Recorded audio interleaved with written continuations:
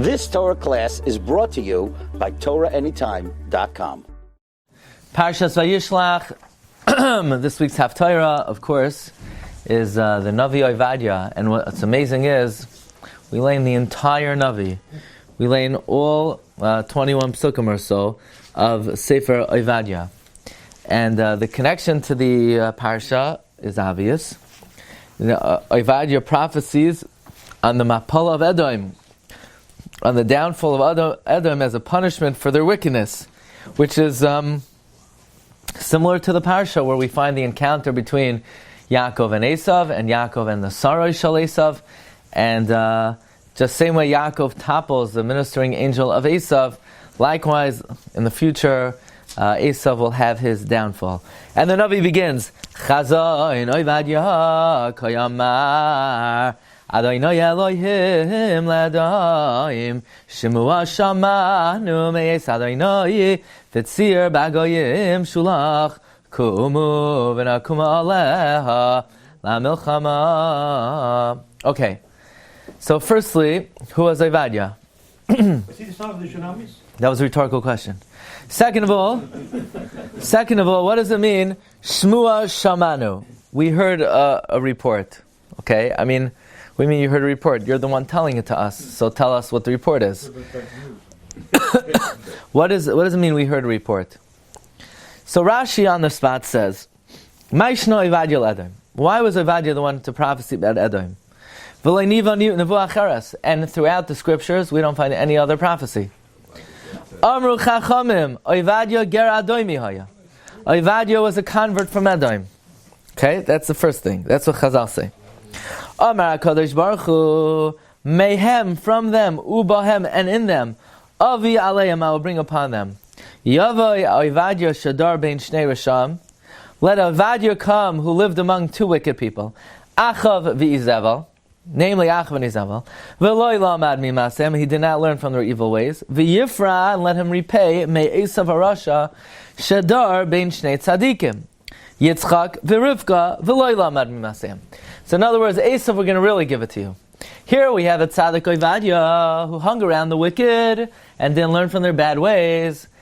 So Esav, we're going to really hold you accountable.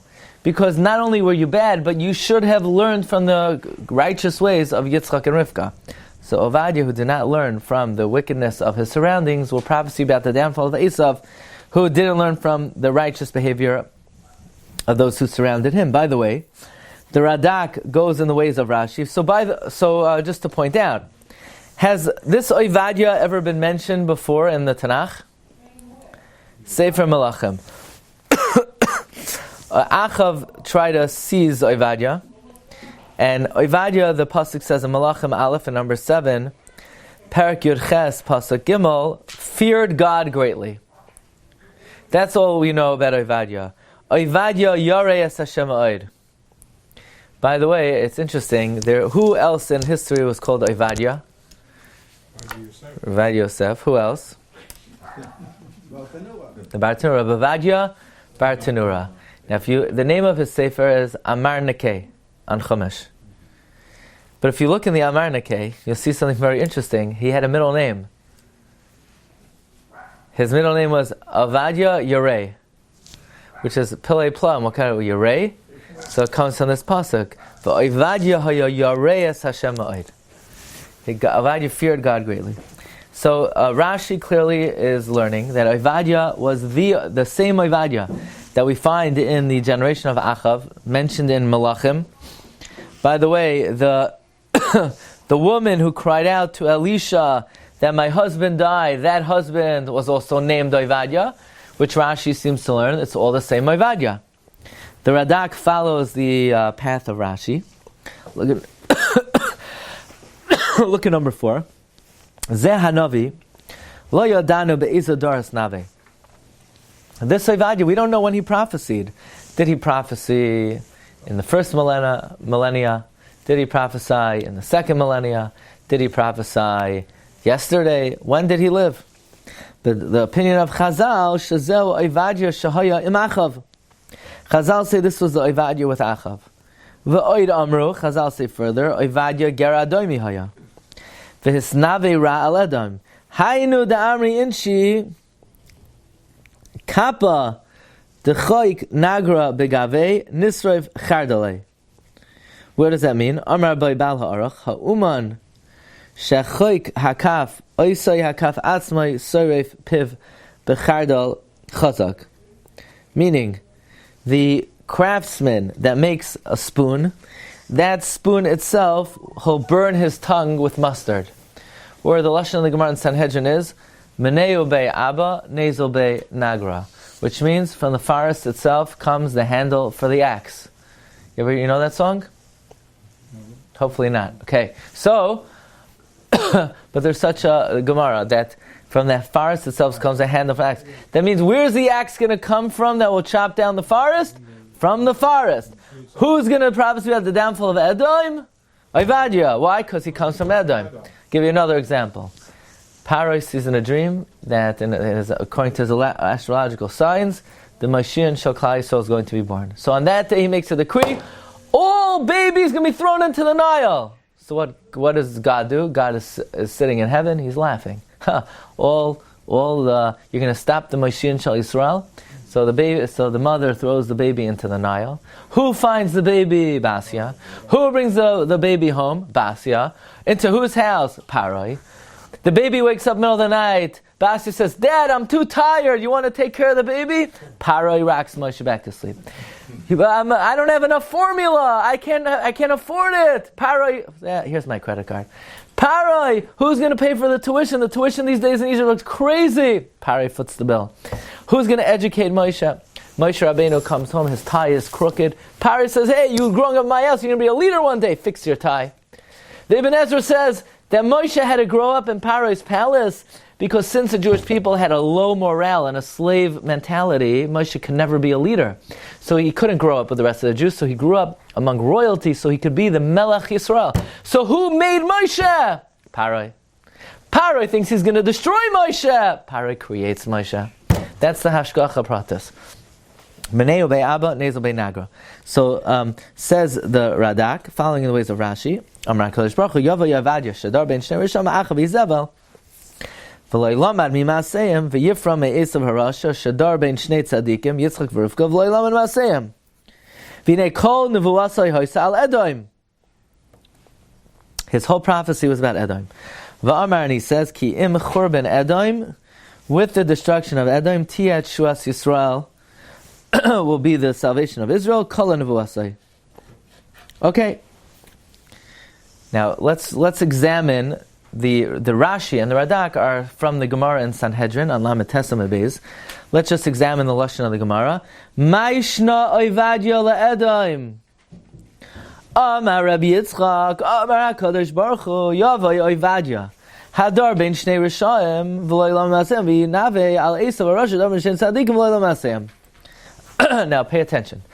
Amar Ephraim Aksha Talmido Shurab Meir Mishum Rab Meir. Ephraim Aksha, the student of Rab Meir, son named Rab Meir.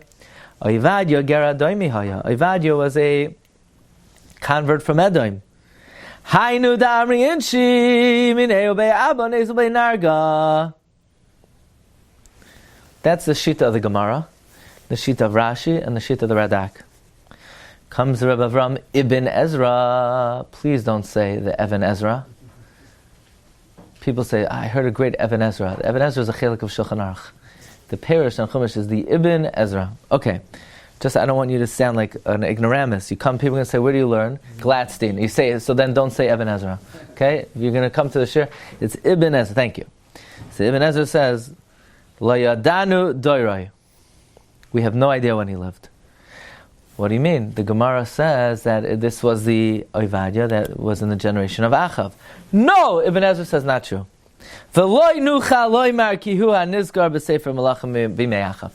can't say it's the same Oivadya. Kisham ksiv, v'Oivadya haya yareis Hashem. If this was the same Navi, eich yikrenu yarei Hashem. How could we just call him God-fearing and not call him a prophet? Nevuah is much more prestigious. Imagine different names, Yahu and Ovadia. Imagine if you introduce somebody. Okay, we want to introduce the next speaker. His name is Reb Minchas Pinchas. So people say, oh, is that Harav Hagoyin, the Minchas Pinchas? Obviously not. Otherwise you wouldn't call him Reb. Reb is just, everyone's a Reb. If he was really the Minchas Pinchas, then you would call him Harav Hagoyin.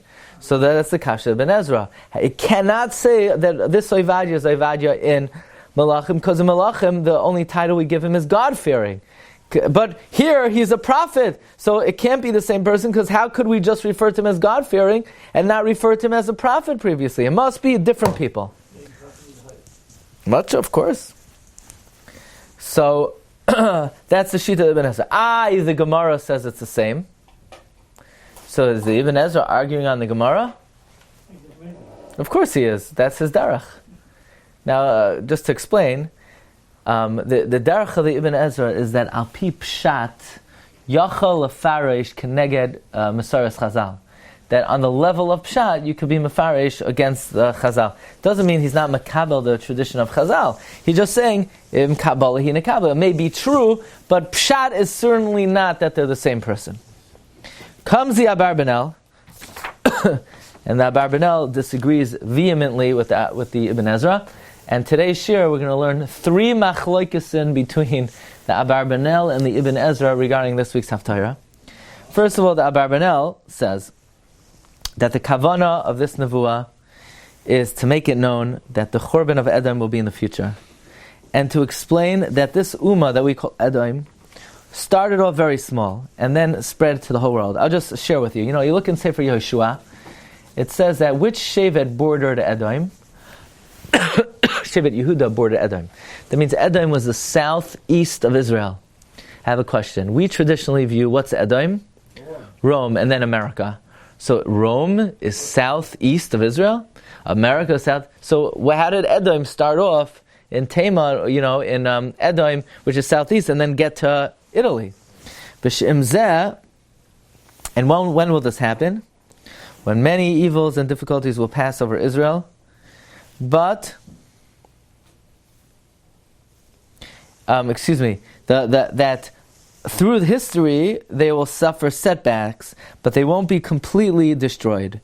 But at the time of the Kibbutz Galuyos, then Edom will be utterly decimated, and a complete churban, right? Like we have a tradition, Lo yeh sared lebeis Esav, there will be no remnants of Esav. Did Rome come from Mitzrayim, Rabbi? No. The derivation of Rome was on Mitzrayim? No. Rome is Edom. Now, why Mibnei Ma? Why will Edom be destroyed? Because they destroyed the first Beis HaMikdash, and they were involved in the second Beis HaMikdash destruction. And many decrees and tragedies throughout history are the responsibility of Esav, right? Be it Crusades, be it 1648, be it the Holocaust. What? Yeah, I'm not sure why he includes the first Beis HaMikdash. It could be they did play a role in being an accomplice to that as well. Okay, now the Abarbanel continues.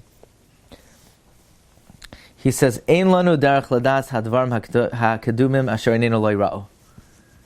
Basically, when it comes to history, we have no idea what happened before we were born that we didn't see. In number 8, Aleph, he says, "Ein lanu derech ladas hadvarim hakedumim asher einenu lo yira'u." We don't have a derech to know what took place before us that we didn't see. Unless we have authoritative and true reporters. So he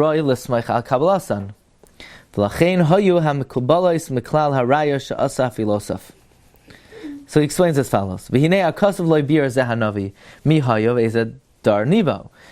pasuk doesn't say who is Ovadia and in what generation did he prophesy.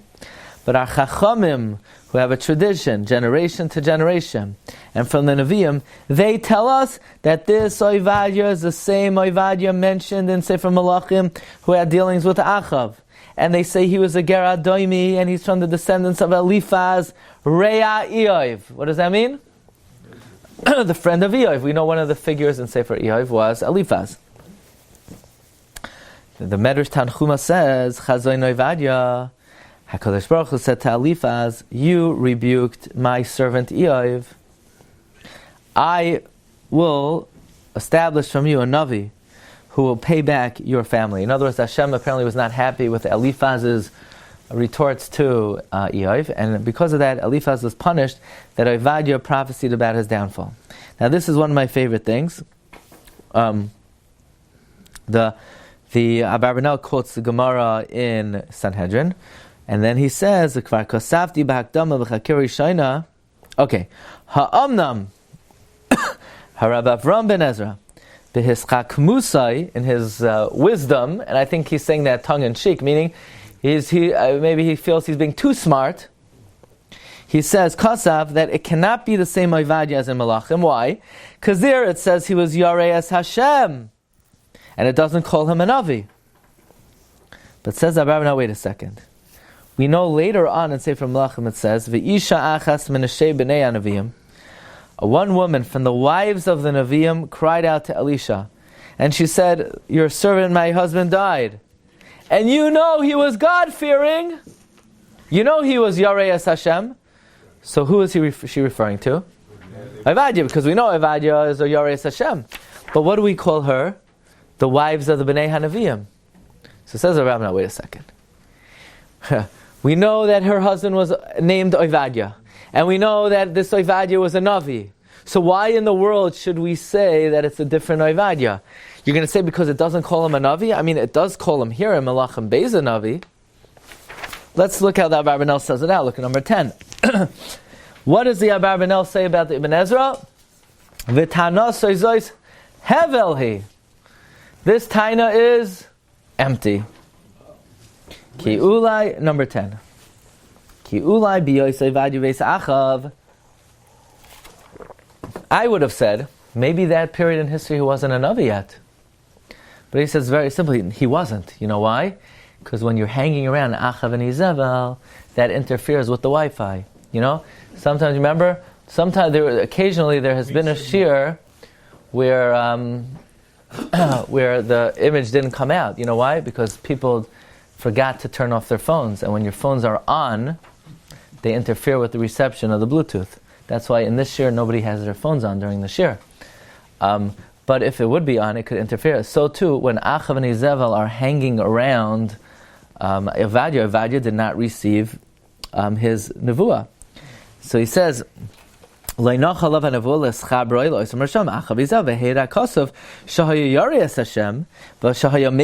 we know Ovadia saved how many Nevi'im? Over 100 Nevi'im, and he saved them from death. But then he was able to prophesy this. And the proof is the Pasuk of Malachim that we just quoted, V'isha achas minashei b'nei Nevi'im, Tza'ak el Elisha lemar avdecha ishi meis, v'ata yadata, ki avdecha yares Hashem ha'od. And who was this? V'zeh be'emes haya Ovadia. Ki haya mefursam b'chasidos. He was well known in his piety, v'yirah Shemayim. Ki al ken karua kasav ken gimel pa'amim. 3 times he's called God-fearing. V'kivan sheheira kasav shayim b'nei hanaviyim. Once the pasuk testifies that he's a prophet, lama narchik sheyinavei nevu achas k'tana kazois. Why would it be so far-fetched to say he also prophesied this prophecy? So now the question is, so why doesn't his wife call him a Navi? Why does his wife only say he is Yarei Shamayim? You know, his wife should say his full bio. It's because he was a prophet.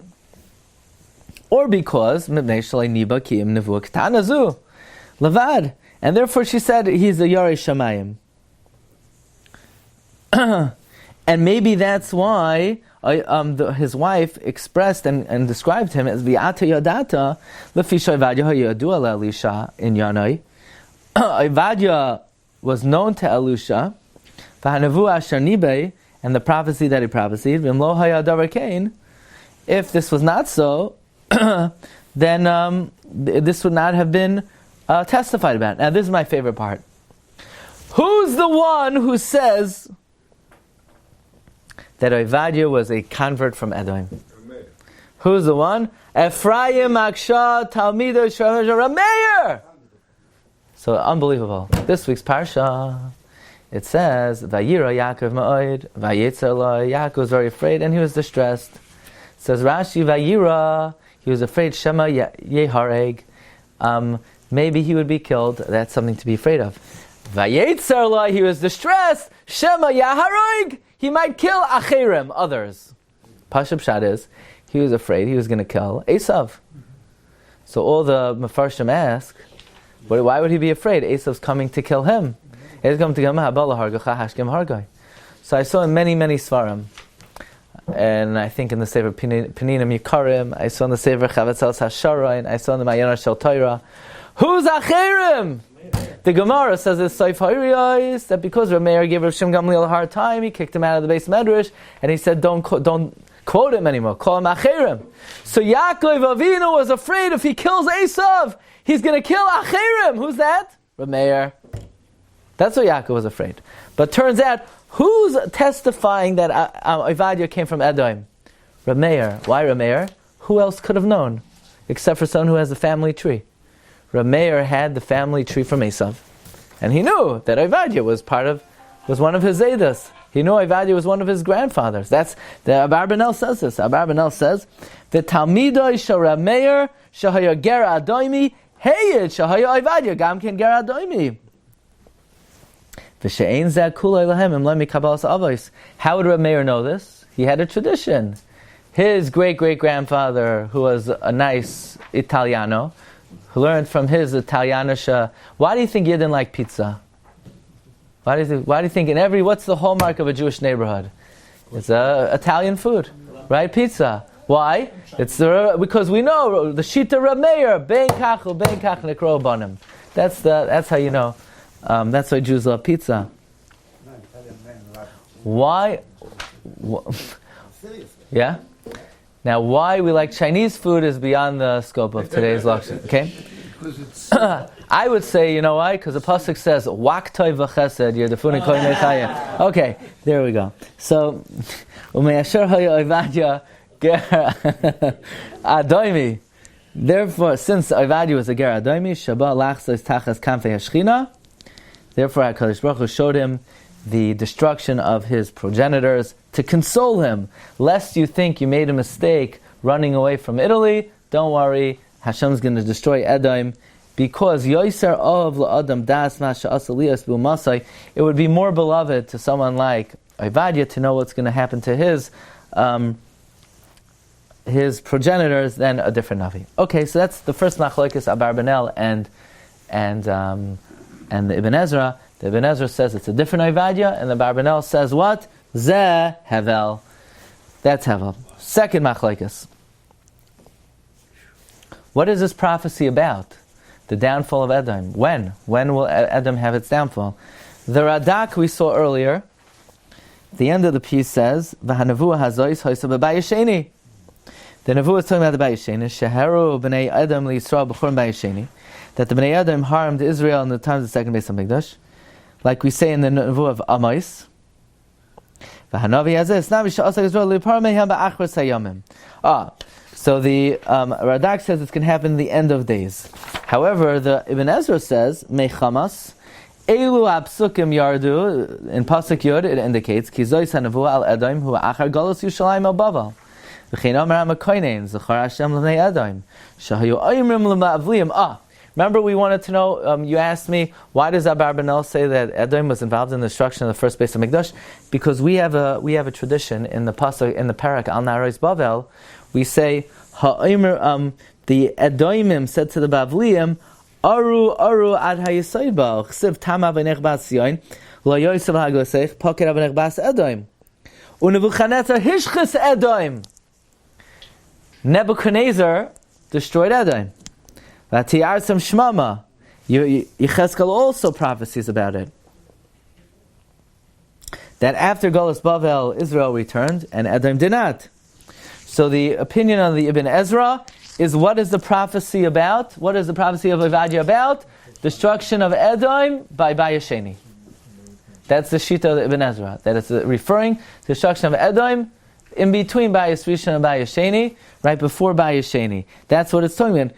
Ki Yushalayim Shava Achrei Galus Bavel Edom Lo Shava. And, by the way, this is the Ibn Ezra L'Shitase. He says, the Ibn Ezra learns that the final Galus is Galus Yishmael. What about Edom? Edom is gone. That's a Shita of Ibn Ezra in many places. But the Abarbanel takes issue with this as well. He says, like the Ibn Ezra says, or the Churban of Horkinus, Lefishu Amar Lamani Kars Ishmael Mehar Esav Miktal. Miketel, thank you. Amar Gam Kain Veloyes Sarid Lebeis Esav Yadu Shalai Churban of Chanetzar Horkinus Shachru Adam Hechleti. We know that they didn't wipe out Esav decisively. Shalai Nashar Mehemish. V'hu Mimash Shechiach Shalai Hisim V'asa Kiyam La'asid Lavoi. The Shita Abarbanel is the Nevuah of Ovadia is not referring to the quasi-destruction in times of in between Bayis Rishon and Sheni, but rather La'asad Lavoi Sheyechrav Edom Behechlot, and they're eventually not going to have a sarid.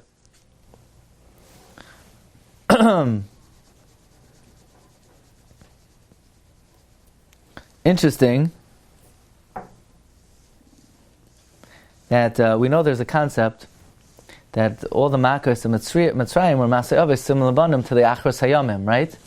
We know that they're just the predecessor, the pre-enactments. The question is, by Makas B'chayros, it says there will never again be a Makas B'chayros. So then how is it a predecessor to the Makkah of the Asad Lavai?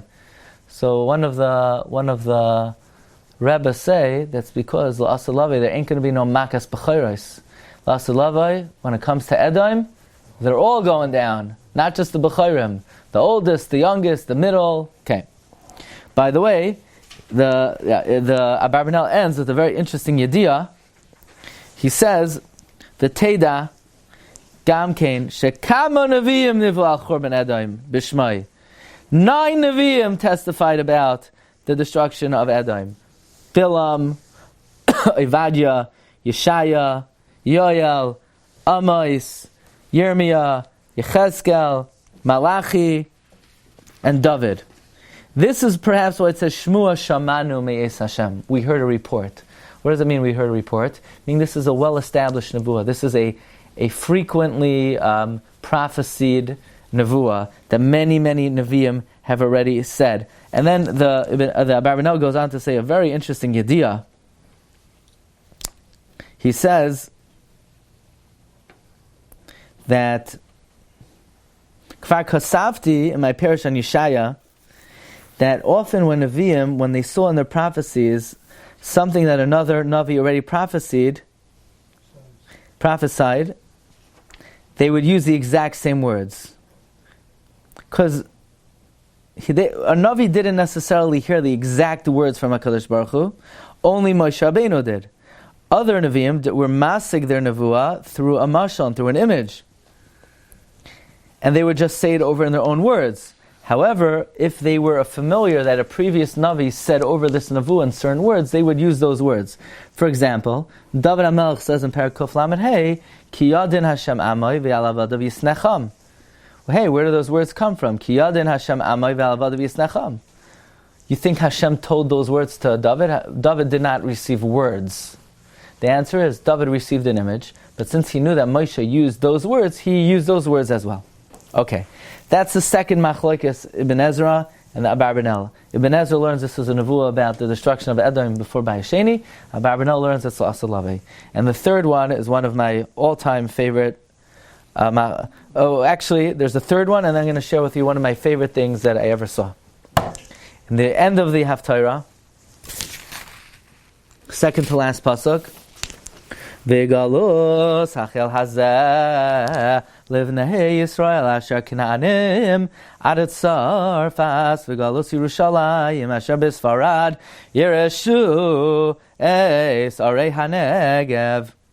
It says in this galus, hachel hazeh, this galus, that the Knaanim went to France. The Knaanim went to France? I mean, that's news to me. The Canaanites, when we chased them out, they went to France? Maybe that's why we don't like the French. The Canaanim went to France? Where do you see that? That we don't like the French? No, I don't see that. I'm just saying. No. It says, Asher Canaanim ad Sarfas. I see it. Yeah? So the Radak says, what does that mean? Who Galus Titus? Titus exiled them. No, this Galus, which is Galus of Titus. Shehigla ba'artzais. And where did he send them? V'hem ha'amim artzis Almania v'Ashkelania v'Tzarfas. Almania, I believe, is Germany.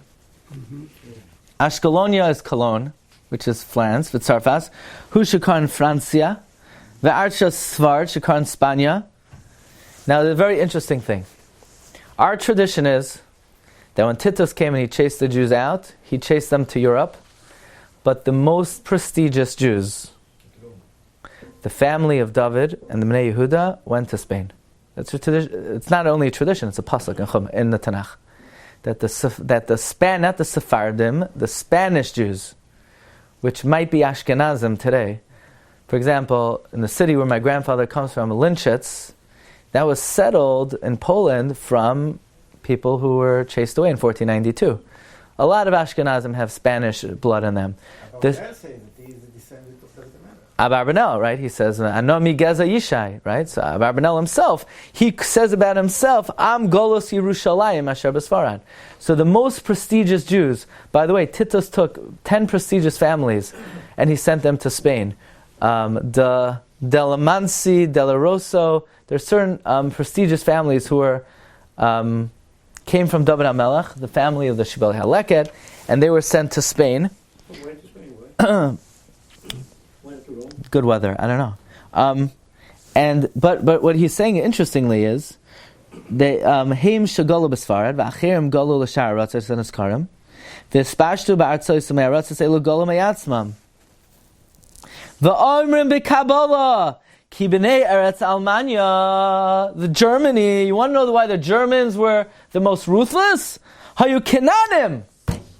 Ki kishapana Kenanim b'nei Yeshua, when the Kenanim ran away from Joshua, Chumash Yeshua, Hochlan eretz Almania, Vashkalania. They went to Germany and to France. You want to know why the most brutality in Europe occurred in Germany and France? Because they're the Kenanim, who are the most ruthless people in the history of the world, about which it says, they went to Germany.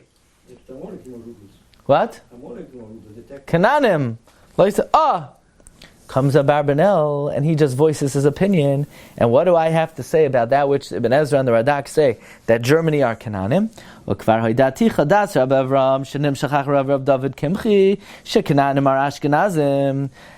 Why? Because Rav Ram ben Ezra relied on what they told him, that Ashkenaz was in Siyashim Kenanim. Kvar amarti shu edo sheker. So Baba Maisa, Abarbanel says, Kenanim never went to Germany. Whoever told Abarbanel, whoever told Ibn Ezra was lying.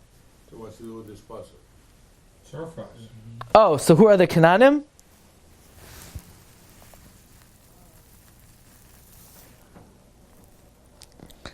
I'm not sure.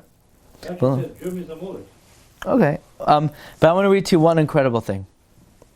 It says, "V'golos hachel hazel of Yisrael asher Kenanim atzarfas, v'golos Yerushalayim." Oh, Kenanim probably means Klal Yisrael, who were in Eretz Canaan and they came to France. But what does it say? Yarshu es arei hanegev. What is this prophecy? This amazing prophecy, because I have firsthand evidence that this in fact is the case. U'ma toiv imroi v'galos Yerushalayim asher b'sfarad kinei b'nei Yehuda holchu l'sfarad meichorim b'ayis rishon. Pharaoh Melech Svarad took them, and he took them into different districts. One of them in Lozinia of the kingdom of Castile, and the same is Toledo. Va'al yera beinecha imrod sarfaz ozar in Glatstein. Frekta Abarbanel. Why does it say they went to France? Why doesn't it say they went to England also? They also went to England because England was part of France back then. So now that Abarbanel is bothered by Akasha.